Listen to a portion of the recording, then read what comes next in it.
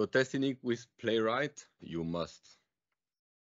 We will do the last click, yes.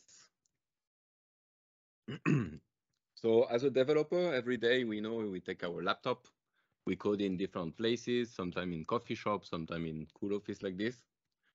And then at some point you have to do meetings to review PRs, to actually push your code in production. And anyway, you have to push in production no matter what, right?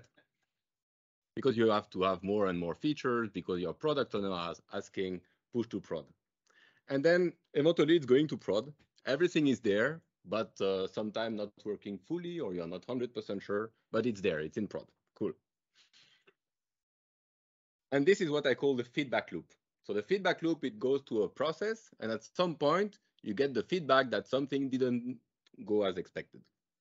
So the idea of the talk is to shorten this feedback loop, and we saw already with plugins and everything, we can shorten this to make a great developer experience. And this is why I also love Svelte. So first thing, you should write maybe sometime unit test, and I encourage you to look at this V-test option, because it's really fast and it's running your unit test in a pretty good manner. I don't write unit tests for everything. Don't write a unit test for everything, just for what matter. And then we will talk a bit about playwright. So playwright is for end-to-end testing. So it's more like mimicking the user of your application, and not, because what is not so good in unit testing is like it's component to component. So it's like developer to developer. We are really happy, but it's not for users. And I prefer to test like a user, not like a IT to IT, let's say. And then as you can see, we are shortening the feedback loop like this. And eventually it will be a better ice cream, right? Or at least we will bring more confidence. Just before the talk, I asked on Twitter, is it better to do slides or live coding? And the result was exactly this, 50-50. So 80 people voted, and it's like, yeah, do slides, yeah, do live coding. So then I'm almost done with the slide, and I will go to live coding. I saw that it went pretty well on your side, so I hope it will be good too. Just to explain a bit what we'll talk about, of course, we'll speak about SvelteKit with Playwright. And on the other side, we will have the Star Wars API. Maybe some of you played with it already, I don't know. And we will use something to link the two, something called Houdini. Because of course, it's an excuse to speak about Houdini. So teach you, I will, or I will try at least. And then we will just run like everyone before me, the two commands. So the first command will be to create the app, the Svelte app. And the second command will be to initialize Houdini. So let's just jump into the code. I even created this before. Perfect. So we'll do a skeleton project. We will use TypeScript. Yes to ESLint, yes to this, and yes to the last playwright. We have everything now. So we'll go in the right folder and launch our VS Code editor. Let's see what do we get here.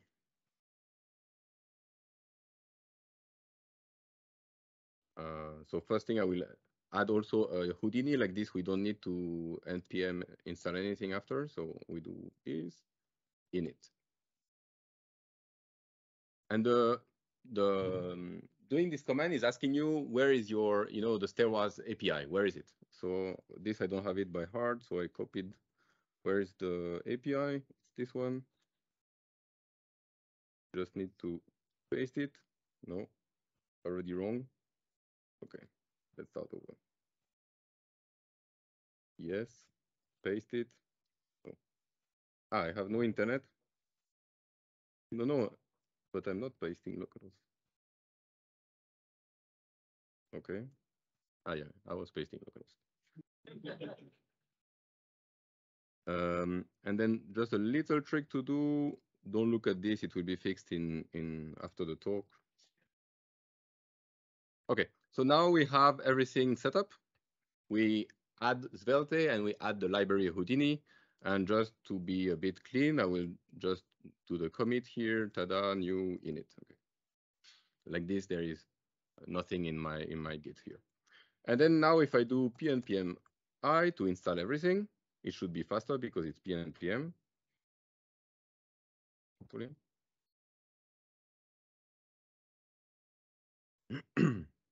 Okay, maybe it's not faster. I don't know why. 12 seconds. Okay.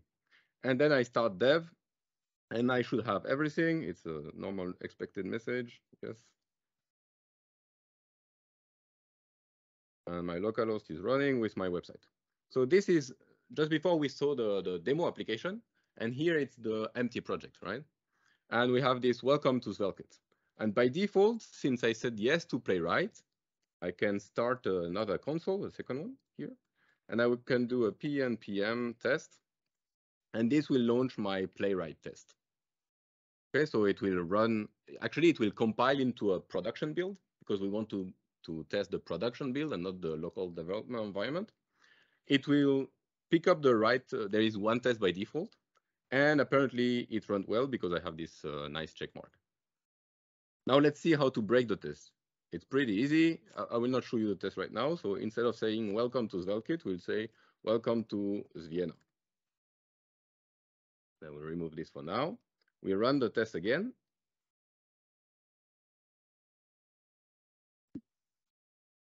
I should have prepared a few sentences because all the time it ran for 5 seconds. And now it's telling me that it was expecting welcome to Svelte, and now I have welcome to Vienna. So I have to fix my test, right? The test is on the left side here. We have a folder dedicated for this called test. And I'm coming here. We can read pretty easily this message, which is also pretty cool with Playwright. So we go to the page, the root page. We look at H1 and we look at welcome to Svelte. So we can say welcome to Siena, and this will fix our problem. Today with this configuration, so I want to show you a few tips that I use in regular basis. So today we see just here a list of tests and with the small failure. If I go to Playwright, I have here all the configuration needed for this Playwright. npm run build, what I told you is that it's building the site to test in production environment, and then running the preview. Then you can have a few reporters. One reporter is called one reporter.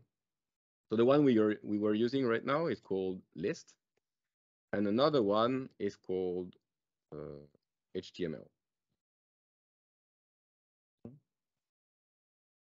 It's not good, of course. So the other one, HTML, if I run the test again, it will give me even a report. Oh, I should have failed the test before running it. So as everything is passing, there is no report shown. But when we will fail a report, you will see that we will have a new UI for this. Don't worry, I will fail all the tests later. And then there is another nice command that I use. It's called here trace retain on failure. Like this, when we have a failure, we want to keep it and we want to display in HTML a nice thing. Okay, now we are all good to go. Now let's build something with our Star Wars API. So for this, we will create a few files. First one will be here, the plus layout.svelte. And in here, I will just copy the welcome to Siena here, and I will add a slot. For the one who don't know, a slot is something that will be rendered inside the layout, okay? So in page here, now I have the home actually. I will just here, it's still running. Usually, of course, like every developer, I have 20 screens, but here it's a bit more difficult. So I have my home, and now I can come here and add this very nice design.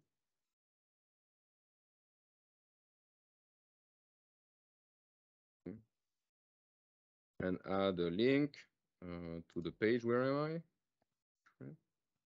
Not about. So we are on home. And then after we will do another one called list. So yes, I have my pretty good design. I have home and I have list. List now give a 404. Why? Because there's no list. So let's create our list. So we create a folder called list, and we create this specific file from Svelte called plus page.svelte. And now we are in our list. So I will create a h2 list. Wow, no more 404, no refresh. Coming back, yeah. No refresh, we have the home and we have the list and we have navigation. No restart, no anything.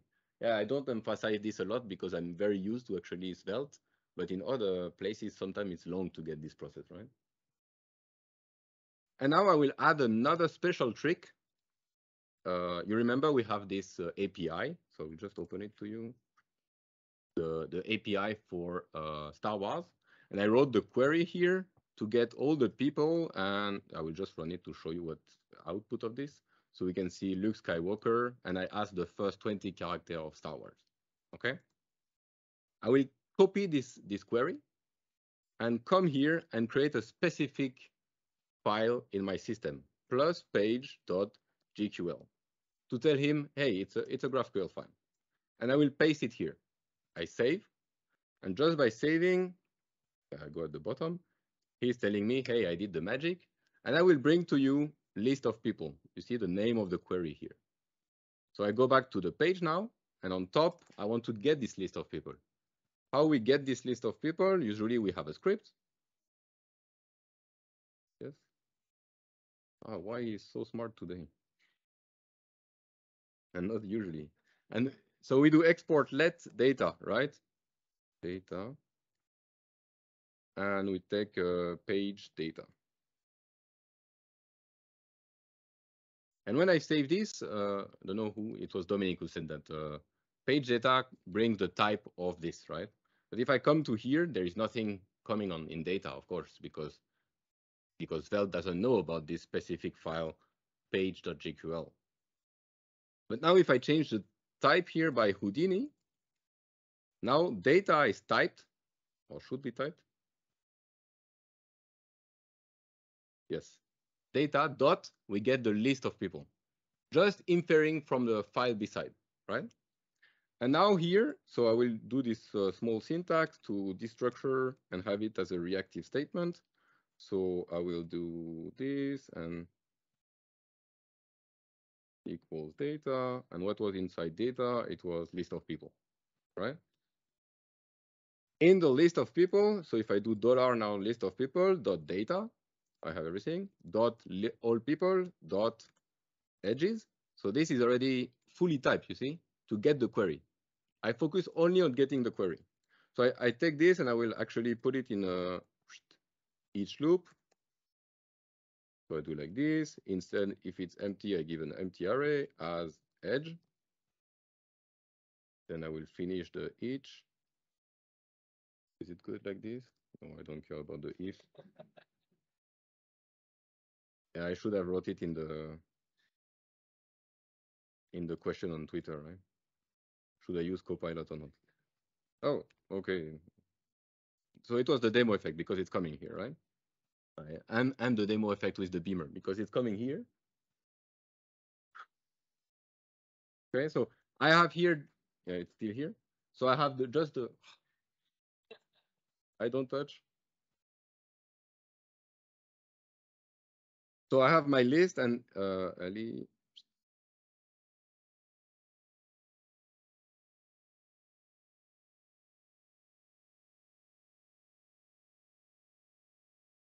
So even better, yes, I have my little points.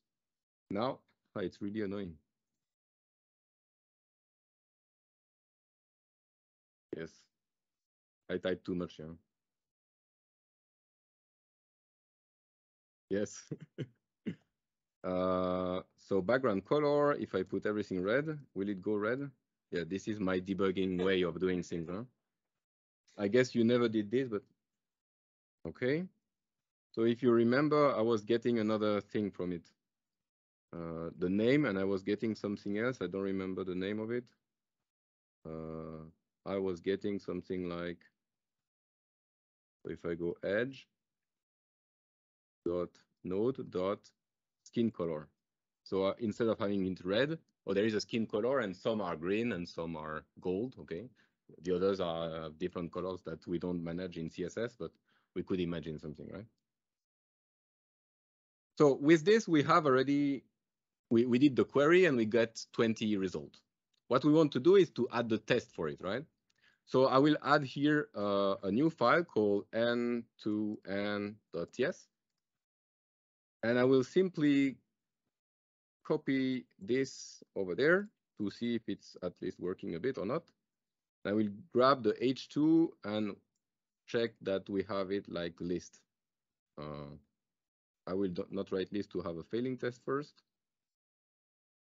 And I need to, of course, do a little change in my playwright file to say matcher test match.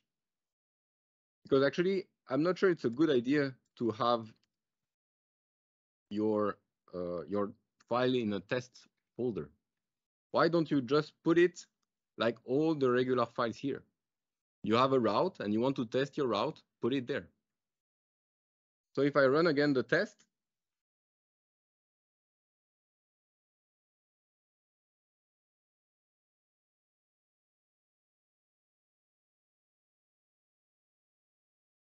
it should break, but let's make it breaking fast.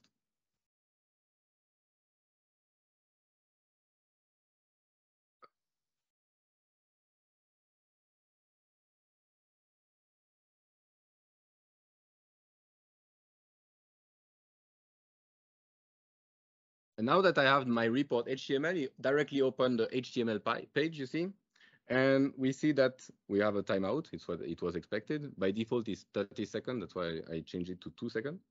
And yeah, I can read my test, that which is really good. It's like I go to the home page, not to the list page. So of course, it will never get a H2, so it will never get anything. But what is interesting is that at the bottom, I already have the trace also. I click here, and I'm able to see the different thing that he was doing, the website. So it was going to slash.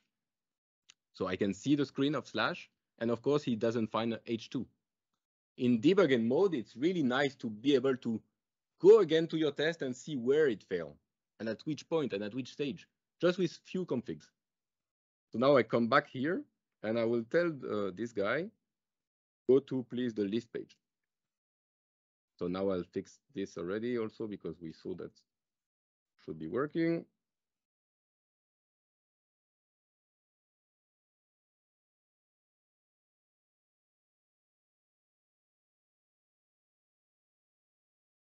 No, of course, no one told me that there is a capital L.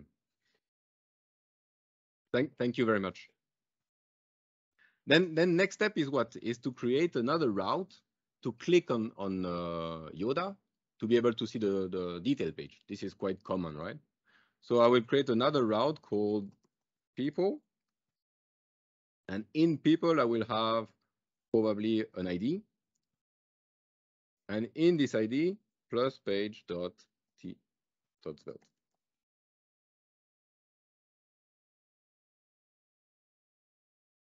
I'm a debugging guy, and that's why you see a lot of hello, console, and red. So I will put an A here with the href, people, and I want to have this slash the $ID. Of course, I need these other things.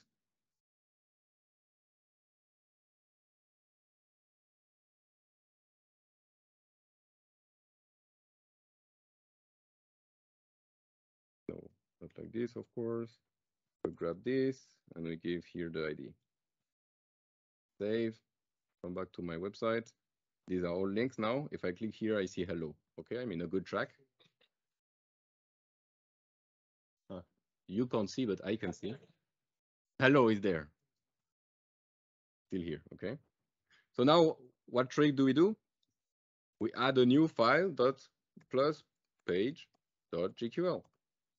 And in this plus page dot GQL, I come back to my API. I don't move. Come back to my API.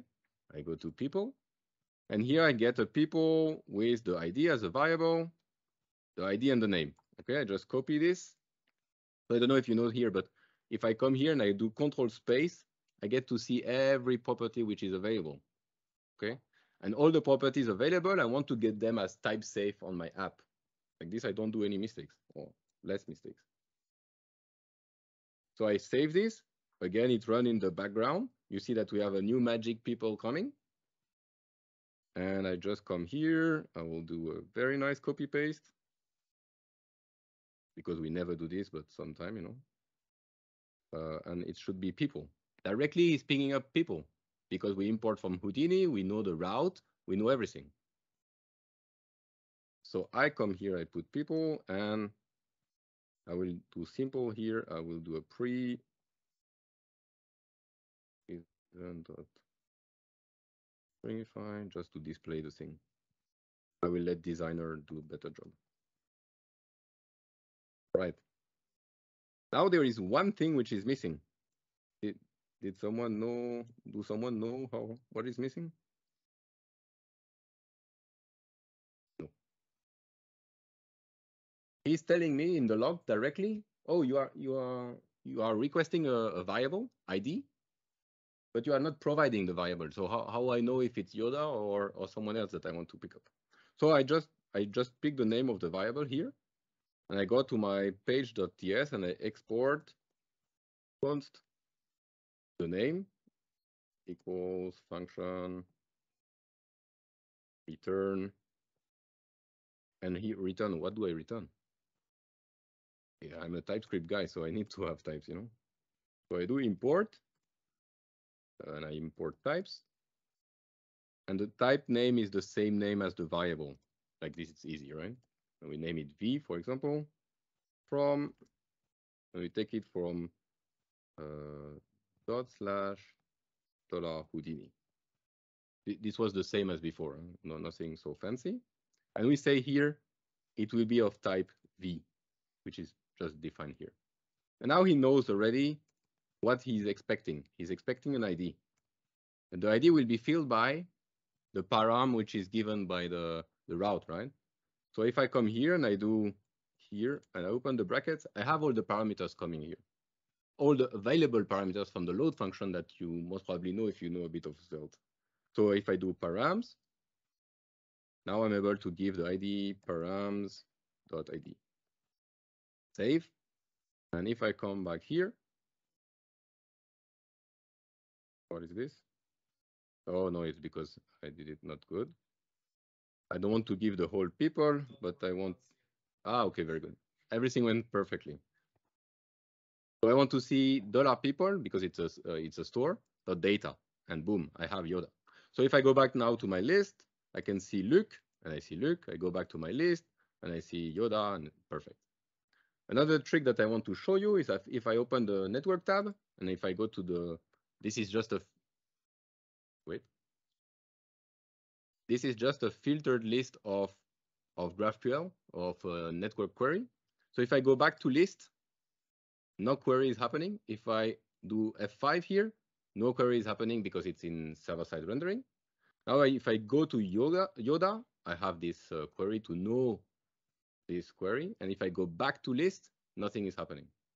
So we take the best of SSR, of CSR, of getting the cache, not the cache. Everything is handled there with just adding this plus page.gql. So let's add the test for this. I go to ID and I create this file end2end.ts. There is another extension maybe to show you, which is called testing. And it's connected to Playwright. It is actually the Playwright VS Code extension. So if I do a record new, it will launch me a tool here, which is the browser.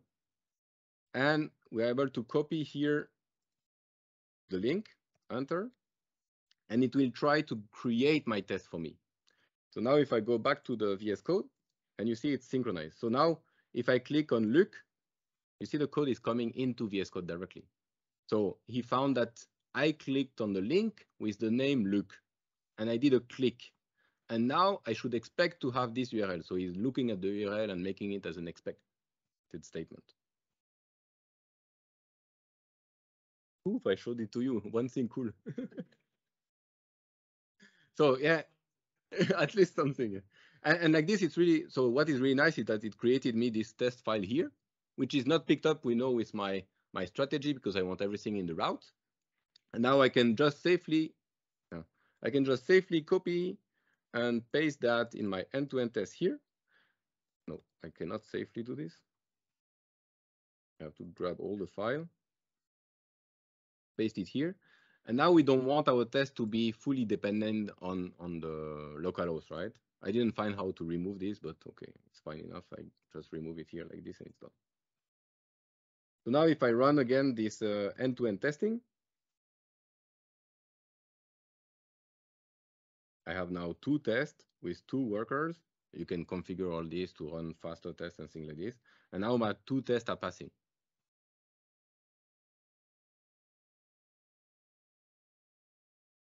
Next stuff I want to show you, and it's here that I will pick up this maybe.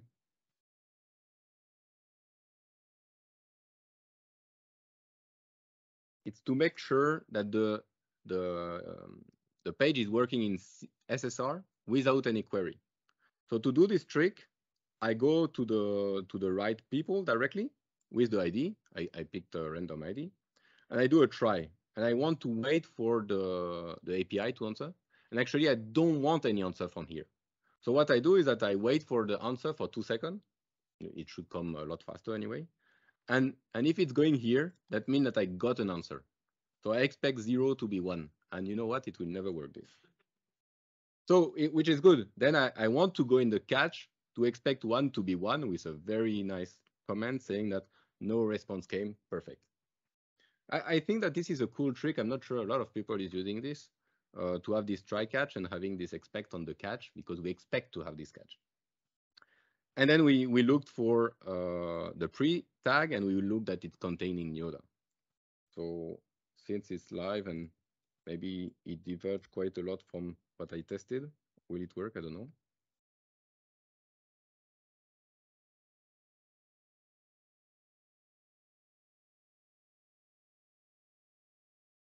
No.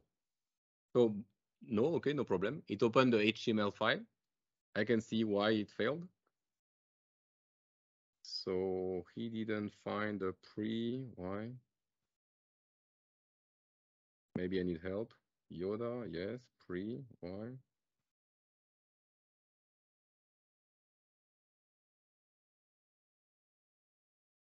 Any hint from someone?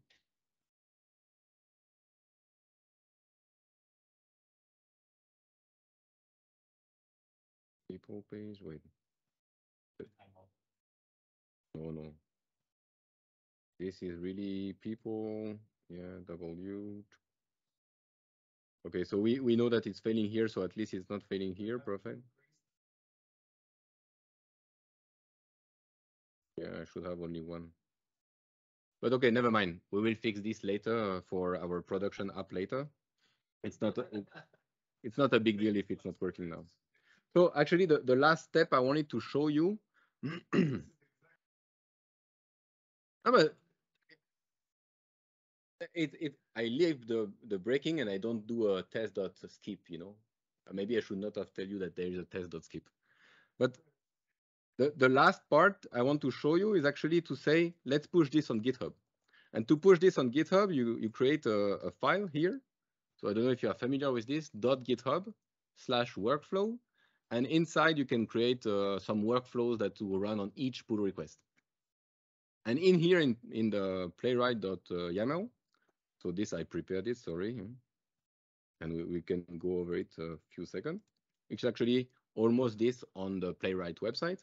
So basically on any push or any pull request to main or master, I will check out the code. I will set up the whole environment in Node 16 using PNPM. Okay, why not? Then I will install Playwright. I will run all the Playwright tests, and I will store the report. Okay. So with all that, I just come here Git ignore, I will add just in the git ignore this guy and this guy, test result. I should have, yes. Almost working.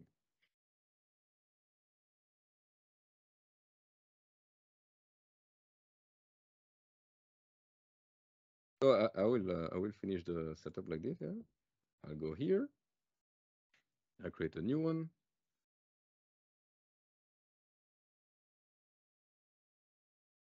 Slash this. And we make it public so that you will be able to fix it, which is nice.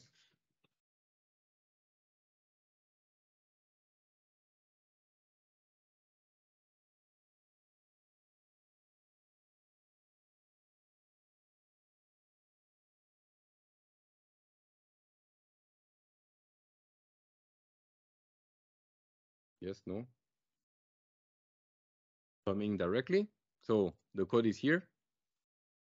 So the code is pushed with my very nice Git messages.